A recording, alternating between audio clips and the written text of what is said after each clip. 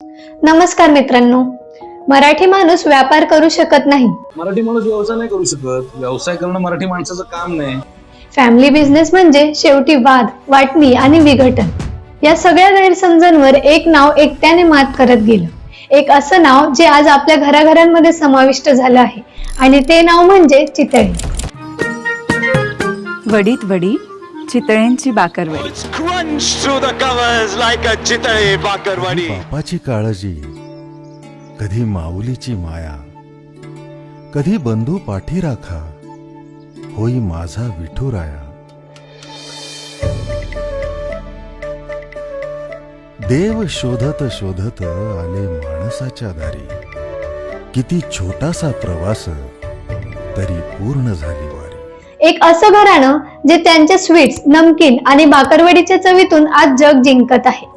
ज्यांची मिठाई आज भारतापासून अमेरिका आणि दुबई पर्यंत पोहोचली आहे. जिथे आजही बहुतेक मिठाईच्या दुकानात सगळं काम हाताने केलं जातं, जिथे मिठाईची चव ही पूर्णपणे कारागिराच्या हातांवर अवलंबून असते, तिथे हा एक असा ब्रँड आहे जिथे दुधापासून मिठाईपर्यंत संपूर्ण प्रोसेस ऑटोमेटेड आणि अनटच्ड आहे. आणि हायजीन ही फक्त जाहिरात नसून संपूर्ण सिस्टीमचाच एक अविभाज्य भाग आहे. आज भारतात सर्वत्र आपल्याला दुधाचे पाउचेस दिसतात. त्याची सुरुवात सुद्धा चितळेंनीच केली होती. तसंच आज मार्केटमध्ये मिळणारी पॅक्ड काजू कतली, लाडू वगैरे मिठाई, त्यावर R&D करणाऱ्या पहिल्या 3 ते 4 कंपन्यांमध्ये चितळेंचा समावेश होता. त्यांच्या पहिल्या पिढीने त्याच वेळी पुढच्या पिढीला एक गोष्ट अगदी स्पष्टपणे सांगितली होती: दुधात पाणी घालायचं असेल तर धंदा बंद करा. आणि हे फक्त एक स्लोगन नव्हतं, तो एक ऑपरेटिंग प्रिन्सिपल होता. आणि तोच प्रिन्सिपल ते आजही तितकेच काटेकोरपणे वापरत आहेत. जिथे आज संपूर्ण जग कॉस्ट कटिंग करत क्वालिटी सोबत कॉम्प्रोमाइज करत आहे, पाम ऑइल वापरत आहे, तिथेच चितळे आजही ओरिजिनल दूध आणि शुद्ध तेल वापरून आपली उत्पादने वर्षानुवर्षे बनवत आहेत. जे आम्ही आमच्या घरी खाणार नाही ते आम्ही कधीच कस्टमरला विकणार नाही, या तत्वावर चालणाऱ्या या ब्रँडने हे सिद्ध करून दाखवलं आहे की मराठी माणूस फक्त व्यवसायच नाही तर ब्रँड सुद्धा तयार करू शकतो. आज चितळे बंधूंचा ब्रँड अँबॅसेडर आहे सचिन तेंडुलकर. चितळे भाकरवडी. काय चितले? कोच साहेब पुण्याचे ना तुम्ही? म्हणलं म्हणा ना चितळे. और चितळे भाकरवडी खाते वक्त एक्टिंग की क्या जरूरत? Just get it and eat it. जसं सचिन म्हणजे सातत्य, प्रामाणिकपणा आणि डिकेड्स टिकलेली क्वालिटी, तसंच चितळे म्हणजे चवीतून कमावलेला विश्वास जो पिढ्यानपिढ्या टिकून आहे. आणि म्हणूनच सचिन आणि चितळे हा फक्त ब्रँड असोसिएशन नाही, तो व्हॅल्यू मॅच आहे. चला तर मग या मराठमोळ्या ब्रँड बद्दल सविस्तर जाणून घेऊया. त्यांचं बॅकग्राऊंड काय होतं, त्यांनी नेमक्या कोणत्या स्ट्रॅटेजी वापरल्या, कसा हा बिझनेस उभा राहिला आणि सगळ्यात महत्वाचं म्हणजे नवीन उद्योजकांनी या ब्रँड कडून काय शिकायला हवं, हे सगळं आपण या व्हिडिओ मध्ये पाहणार आहोत. पुणेरी प्रवृत्तीचं प्रतीक असलेलं चितळे बंधू मिठाईवाल्यांची बाकरवडी यांचं नातं दृढ आहे. मात्र चितळेंचं नाव वापरत दुसऱ्याच चवीच्या बाकरवडीची विक्री सुरू असल्याचं उघड झालंय. नाक्यातला गोडवा जपतो चितळे एक्सप्रेस. ही स्टोरी 1897 साली भास्कर गणेश चितळे यांच्या जन्माने सुरू होते. त्यांना प्रेमाने बाबासाहेब चितळे म्हणून ओळखलं जायचं. त्यांचा जन्म साताऱ्याजवळील लिंबगाव या दुष्काळग्रस्त गावात झाला होता. 1918च्या स्पॅनिश फ्लू महामारी दरम्यान बाबासाहेबांच्या वडिलांचं निधन झालं आणि अवघ्या 21व्या वर्षी भास्कर यांना आपलं शिक्षण सोडून संपूर्ण कुटुंबाची जबाबदारी घ्यावी लागली. पुढची 2 दशके मात्र त्यांच्या आयुष्यात प्रचंड संघर्षाची ठरली. तरुण भास्कर यांनी सुरुवातीला शेती करून पाहिलं. मूग, तूर, ज्वारी अशी पिकं घेतली. इतकंच नाही तर त्या काळात परदेशी समजल्या जाणाऱ्या बटाटे, कांदे यांसारख्या भाज्याही त्यांनी लावून पाहिल्या. मात्र लिंबगाव मधील दुष्काळी परिस्थितीमुळे या प्रयत्नांना फारसं यश मिळालं नाही. अतिरिक्त उत्पन्नासाठी त्यांनी पुण्याहून उच्च दर्जाच्या म्हशी विकत घेतल्या. काही दिवस हा उपक्रम चांगला चालला, पण दुर्दैवाने रोगराईमुळे त्यांच्या सगळ्या म्हशी दगावल्या. एकामागून एक अशी अपयश त्यांच्या वाट्याला येत होती. पण बाबासाहेबांना स्वतःची जबाबदारी आणि क्षमता माहित होती आणि म्हणूनच ते हार न मानता सतत नवे प्रयत्न करत राहिले. अखेर 1939 साली वयाच्या 42व्या वर्षी भास्कर यांनी आयुष्य बदलणारा एक निर्णय घेतला. त्यांच्या एका मित्राने त्यांना सांगली जिल्ह्यातील भिलवडी गावाला भेट देण्याचा सल्ला दिला.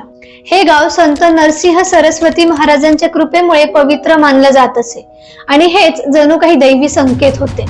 भिलवडी हे गाव कृष्णा नदीच्या काठावर असल्यामुळे तिथे मुबलक पाण्याची उपलब्धता होती. वर्षभर पुरेल इतका चारा उपलब्ध असल्यामुळे तिथे जनावरांची संख्या मोठ्या प्रमाणात होती आणि त्यामुळे दुधाचं उत्पन्नही भरपूर होतं. सगळ्यात महत्वाचं म्हणजे हे गाव मुंबईशी थेट रेल्वे मार्गाने जोडलेलं होतं आणि मुंबई ही त्या काळात दुधासाठी सर्वात मोठी मार्केट होती. म्हणजेच बाबासाहेबांना डायरेक्ट ऍक्सेस मिळणार होता. या सगळ्या कारणामुळे भिलवडी हे गाव दुग्ध व्यवसायासाठी अत्यंत योग्य असल्याचं बाबासाहेबांना वाटलं आणि म्हणूनच 1 सप्टेंबर 1939 रोजी ज्या दिवशी दुसरं महायुद्ध सुरू झालं त्याच दिवशी भास्कर यांनी लिमगाव मधील सगळी मालमत्ता विकून भिलवडीला स्थलांतर केलं. त्यांनी भिलवडी रेल्वे स्थानकाजवळ 7000 स्क्वेअर फूट जागा भाड्याने घेतली, जी त्यांच्या भविष्यातील दुग्ध व्यवसायासाठी अत्यंत योग्य होती. आणि 1939 साली त्यांनी चितळे डेअरी या नावाने व्यवसायाची अधिकृत सुरुवात केली. सुरुवातीला त्यांनी स्थानिक शेतकऱ्यांकडून दररोज सुमारे 300 लिटर दूध संकलन केलं आणि ते आजूबाजूच्या गावांमध्ये तसेच मुंबईकडे पाठवायला सुरुवात केली. त्याचबरोबर त्यांनी स्वतःही पशुपालन केलं. त्या काळात पाश्चरायझेशन, रेफ्रिजरेशन यांसारख्या सोयी उपलब्ध नव्हत्या, त्यामुळे दूध जास्त दिवस टिकत नसे. म्हणूनच त्यांनी हळूहळू दुधापासून बनणारी जास्त काळ टिकणारी उत्पादने तयार करण्यावर भर दिला, जसं की खोवा, चक्का आणि तूप. हे असे पदार्थ होते जे जास्त दिवस टिकायचे आणि दूरच्या बाजारातही सहज पाठवता यायचे. त्यांना त्या काळातच ही गोष्ट समजली होती की जर ग्राहकाला सातत्याने एकसारखी गुणवत्ता दिली तर ग्राहक परत परत येतो आणि त्यांच्या माउथ ऑफ वर्डिंगमुळे व्यवसाय अजून वाढतो. म्हणूनच त्यांनी कधीही दुधात पाणी घातलं नाही आणि हीच संस्कृती आजही तितकेच ठामपणे चालू आहे. यामुळे त्यांची प्रामाणिकता आणि दर्जा लवकरच प्रसिद्ध झाला आणि व्यवसाय वेगाने वाढू लागला. यानंतर 1940 साली भास्कर यांचा मोठा मुलगा रघुनाथ चितळे म्हणजेच भाऊसाहेब हेही व्यवसायात सहभागी झाले. मुंबईमध्ये व्यवसाय विस्तारासाठी त्यांना मुंबईला पाठवण्यात आलं. त्या काळात दुसऱ्या महायुद्धामुळे मुंबईमध्ये दुग्धजन्य उत्पादनांची प्रचंड मागणी निर्माण झाली होती. वाढत्या लोकसंख्येसाठी एक विश्वसनीय दूध पुरवठा अत्यावश्यक झाला होता आणि इथेच चितळेंना एक मोठी संधी मिळाली. त्यांनी मुंबईमध्ये दूध विक्री सुरू केली. त्यांच्या गुणवत्तेमुळे आणि सेवेमुळे 1942 साली त्यांना GIP म्हणजेच ग्रेट इंडियन पेनिन्सुला रेल्वेचं दररोज 1500 पाऊंड बटर पुरवठ्याचं कंत्राट मिळालं. या रेल्वे कंत्राटामुळे त्यांना स्थिर उत्पन्नाची व्यवस्था निर्माण झाली आणि चितळे यांना एक प्रीमियम पुरवठादार म्हणून मान्यता मिळाली. मात्र जेव्हा युद्ध संपलं आणि रेल्वे कंत्राटही संपुष्टात आलं तेव्हा चितळे कुटुंबाने एक महत्वाचा धोरणात्मक निर्णय घेतला, तो म्हणजे पुण्याकडे स्थलांतर करण्याचा. कारण त्या काळात पुणे झपाट्याने वाढत होतं आणि दूध व दुग्धजन्य पदार्थांची मागणीही सातत्याने वाढत होती. म्हणून 1946 साली रघुनाथ चितळे त्यांच्या पत्नी, मुलगा आणि 2 धाकटे भाऊ यांच्यासह पुण्यात आले. सदाशिव पेठेत त्यांनी थोडी जागा भाड्याने घेतली आणि भिलवडीहून दूध आणून तिथे विक्री करायला सुरुवात केली. पुणे हे सुरुवातीपासूनच दर्जाबाबत जागरूक असलेलं शहर असल्यामुळे चितळेंचा व्यवसाय इथे खूप चांगल्या प्रकारे फुलला. पुढे 6 सप्टेंबर 1950 रोजी रघुनाथ चितळे यांनी पुण्यातील कुंटे चौकात 500 स्क्वेअर फुटाचं एक छोटंसं दुकान भाड्याने घेतलं. या दुकानाचं नाव ठेवलं गेलं चितळे बंधू मिठाईवाले, तेच नाव जे आज आपल्या सगळ्यांना परिचित आहे. सुरुवातीला त्यांचं पूर्ण लक्ष दूध आणि दुग्धजन्य पदार्थांवर होतं, जसं की दही, खोवा वगैरे. पण जसजशी मागणी वाढत गेली तसतसं त्यांनी पेढ्याचं उत्पादन सुरू केलं. त्यांचे पेढे इतके लोकप्रिय झाले की पीक सीझन मध्ये संपूर्ण कुटुंब दिवसभर फक्त पेढेच बनवत असे. वाढत्या मागणीमुळे 1954 साली त्यांनी डेक्कन जिमखान्यात दुसरं दुकान सुरू केलं आणि व्यवसाय जोरात सुरू झाला. म्हणतात ना, जे मजबूत असतात त्यांची परीक्षा देव वारंवार घेतो आणि तसंच इथे घडलं. 1961 साली पानशेत धरण फुटलं आणि त्या महापुरात संपूर्ण पुणे उद्ध्वस्त झालं. डेक्कन जिमखाना, शनिवार पेठ आणि सदाशिव पेठ हे भाग पाण्याखाली गेले. 1000हून अधिक लोकांचा मृत्यू झाला आणि पुण्याच्या निम्म्याहून अधिक लोकसंख्येचं विस्थापन झालं. कुंटे चौकातील दुकान या पुरामुळे गंभीरपणे बाधित झालं होतं, म्हणून ते बाजीराव रोडवर हलवावं लागलं, जिथे ते आजही सुरू आहे. पण ह्या सगळ्या आघातानंतरही चितळे कुटुंबाचं धैर्य आणि निर्धार अबाधित राहिला. आता एक प्रश्न जो नेहमी विचारला जातो, हे सगळं ठीक आहे पण बाकरवडी कुठून आली? बाकरवडी.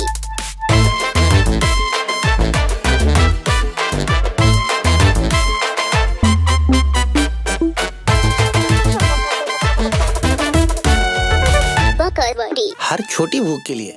खरं तर ही गोष्ट पूर्णपणे योगायोगाने घडली आहे. 1976 साली नरसिंह चितळे म्हणजेच राजाभाऊ यांना त्यांच्या शेजाऱ्यांनी एक गुजराती भाकरवडी दिली. ती त्यांना खूपच चविष्ट वाटली, पण ती भाकरवडी थोडी वेगळी होती. कमी तेलात तळलेली, जास्त लसूण आणि बडीशेप असलेली, जी मराठी चवींना फारशी आवडणारी नव्हती. मग चितळेंनी तिला मराठमोळा ट्विस्ट द्यायचं ठरवलं. रघुनाथ यांच्या पत्नी विजया चितळे आणि नरसिंह यांच्या पत्नी मंगला चितळे यांनी एकत्रितपणे तिची सुधारित रेसिपी तयार केली. कुरकुरीतपणा वाढवण्यासाठी ती कमी तेलात नव्हे तर पूर्णपणे शुद्ध तेलात डीप फ्राय केली. बडीशेप काढून टाकली. इमली गुळाचं प्रमाण अचूक ठरवून गोड आणि आंबट यांचा योग्य समतोल साधलं आणि मराठी चवीनुसार तिखटपणाचं संतुलन केलं. आणि अशा प्रकारे तयार झाली आपल्या सगळ्यांना आवडणारी चितळेंची लोकप्रिय bhakarwadi. Will you be eating? Yep. How about some bakarwadi, bro? From where? From Chitle Bandhu Mithai Wale. Man, mind inch ruin. 1976 मध्ये जेव्हा ही भाकरवडी बाजारात आली तेव्हा लोकांचा प्रतिसाद चितळेंच्या कल्पनेपलीकडचा होता. सुरुवातीला 30-40 कामगार दररोज 200 ते 250 किलो भाकरवडी तयार करायचे, पण ती काही तासांतच संपून जायची. ग्राहक लांबच लांब रांगा लावून भाकरवडी विकत घ्यायचे. त्या काळात चितळे भाकरवडी मिळणं म्हणजे एक सुदैव समजलं जाऊ लागलं. मागणी इतकी वाढली की ऑटोमेशन करणं आवश्यक वाटू लागलं. पण 1980च्या दशकात भारतामध्ये भाकरवडीसाठी कोणतंही मशीन उपलब्ध नव्हते. तेव्हा चितळेंनी सखोल संशोधन सुरू केलं. त्यांनी हॉलंड आणि जर्मनीमधील विविध प्रदर्शनांमध्ये सहभाग घेतला. जर्मनीतील एका खाद्य प्रदर्शनात त्यांनी एक क्रीम रोल उत्पादनाची मशीन पाहिली. या मशीनचं त्यांनी बारकाईने निरीक्षण केलं. तेव्हा त्यांना जाणवलं की हे मशीन थोडंसं मॉडिफाय केलं तर त्यावर भाकरवडीही तयार करता येऊ शकते. मग त्यांनी त्या जर्मन कंपनीला भाकरवडी कशी बनवली जाते हे सविस्तर समजावून सांगितलं आणि खास भाकरवडीसाठी असंच एक विशेष यंत्र तयार करण्याची ऑर्डर दिली. अखेर 1990 साली मोठ्या गुंतवणुकीनंतर त्यांनी जर्मनीहून पहिलं स्वयंचलित भाकरवडी यंत्र आयात केलं, जे तासाला 350 किलो भाकरवडी तयार करू शकत होतं. ही पारंपरिक हातावर आधारित उत्पादन पद्धतीतून घेतलेली एक भव्य झेप होती.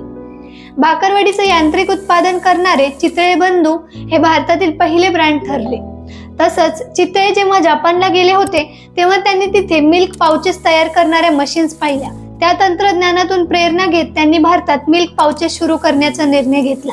त्या काळात भारतामध्ये दूध प्रामुख्याने काचेच्या बाटल्यांमधून वितरित केलं जायचं, पण त्या बाटल्यांमुळे अनेक अडचणी होत्या.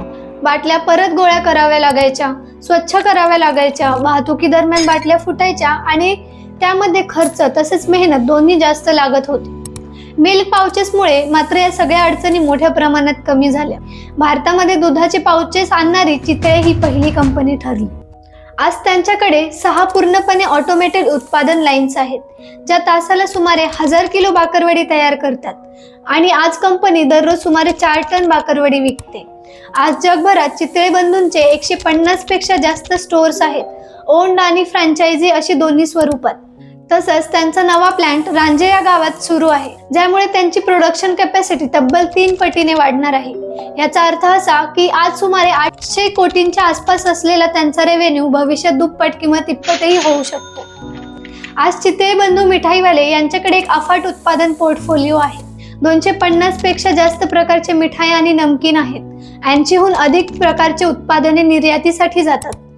लोकप्रिय मिठायांमध्ये काजू कतली, आंबा बर्फी, पेढे आणि गुलाबजामुन या आहेत. नमकीन मध्ये भाकरवडी जे त्यांचं मुख्य उत्पादन आहे, बटाटा भुजिया, केळीचे चिप्स, याशिवाय चितळेंकडे दूध, दही, श्रीखंड यांसारखी अनेक उत्पादने आहेत.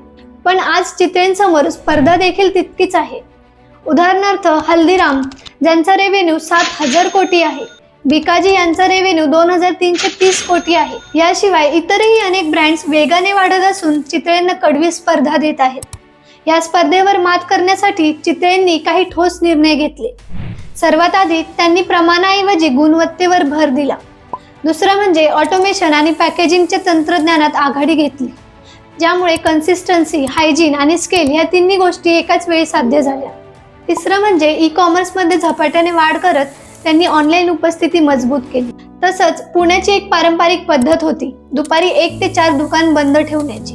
ही परंपरा चितळेंनी 2017 साली बंद केली. पुणेरी प्रवृत्तीचं प्रतीक असलेलं चितळे बंधू लवकरच दुपारी 1 ते 4 या वेळेमध्ये सुरू राहणार असल्याची चर्चा आहे. चांगला निर्णय आहे ना, नाहीतरी खूप गर्दी होते ना, ती कमी होईल जरा. काहींनी म्हटलं की तुम्ही परंपरा तोडत आहात, पण चितळेंना हे स्पष्ट होतं की बदल स्वीकारल्याशिवाय ग्रोथ शक्य नाही आणि म्हणूनच वाढीसाठी आवश्यक असलेला हा निर्णय त्यांनी ठामपणे घेतला. मित्रांनो, ही गोष्ट कुठल्याही ओव्हरनाईट सक्सेसची नाही. ही गोष्ट आहे सातत्याची, निर्णयांची आणि प्रत्येक टप्प्यावर गुणवत्तेला प्राधान्य देण्याची. दूध विकणाऱ्या भास्कर चितळेंपासून ते SAP, AI आणि ग्लोबल ब्रँड्स पर्यंतचा हा प्रवास ही केवळ एक कंपनीची यशोगाथा नाही. ही आहे 4 पिढ्यांची अखंड मेहनत, गुणवत्तेवर कधीही तडजोड न करण्याचा हट्ट आणि परंपरा जपत पुढे जाण्याचं धैर्य. चितळे म्हणजे फक्त व्यवसाय नाही, ती एक भावना आहे, ती एक ओळख आहे, तो एक विश्वास आहे आणि ती एक चव आहे जी काळाच्या बदलांसोबत बदलली नाही. आजही प्रत्येक बाकरवडीत केवळ मसाला नसतो, त्यामध्ये असतो इतिहास, असते मेहनत आणि असतं ते शुद्ध मराठीपण जे शब्दांत नाही तर चवीतून जाणवतं.